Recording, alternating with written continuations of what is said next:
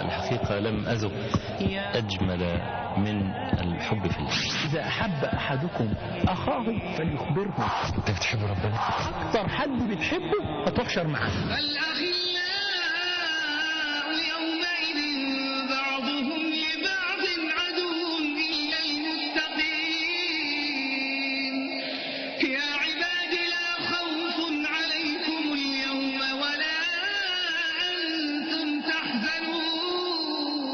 أجمل شيء في هذه الدنيا أن تحب في الله. أنا الحقيقة لم أذق أجمل من الحب في الله. يعني كما قال يحيى بن معاذ: أخف عبادة على القلب والبدن هي الحب في الله تبارك وتعالى. ويقول يحيى بن معاذ أيضا من جميل كلامه أنه كان يقول: حقيقة الحب في الله ألا ينقص بالجفاء ولا يزيد بالود.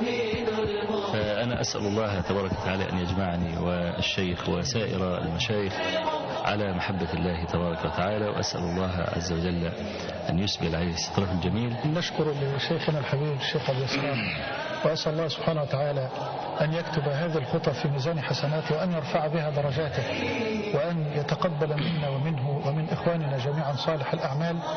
وأشهد الله أنني أيضا أحبه في الله وأحب إخواني المشايخ في الله، وأسأل الله سبحانه أن يجمعنا بهذا الحب مع المتحبين بجلاله في ظل عرشه يوم لا ظل إلا ظله، إنه ولي ذلك والقادر عليه. بمنتهى الوضوح والصراحة،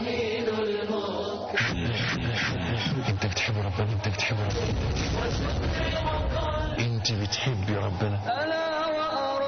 أنتوا بتحبوا ربنا؟ الحب الحقيقي، الحب نفسه اللي هو بالقلب كله، الحب في الله، بذل لله، اللي هو مفيش عرق ولا مفصل إلا وينبض بالحب. من أحب لله وأبغض لله وأعطى لله ومنع لله فقد استكمل الإيمان. والمؤمنون والمؤمنات بعضهم أولياء بعض، فما أجمل الحب في الله، وما أرق الحب في الله، وما أطهر الحب في الله.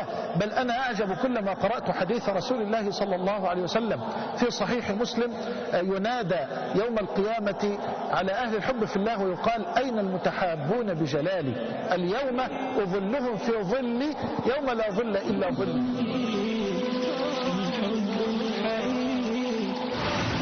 صح الحب لله جل جلاله، صح كل حب بعده. وإذا لم يصح حب الله تعالى فكل حب بعده أفسد. صلى الله عليه وسلم يقول لنا: إذا أحب أحدكم أخاه فليخبره وليقل له إني أحبك في الله.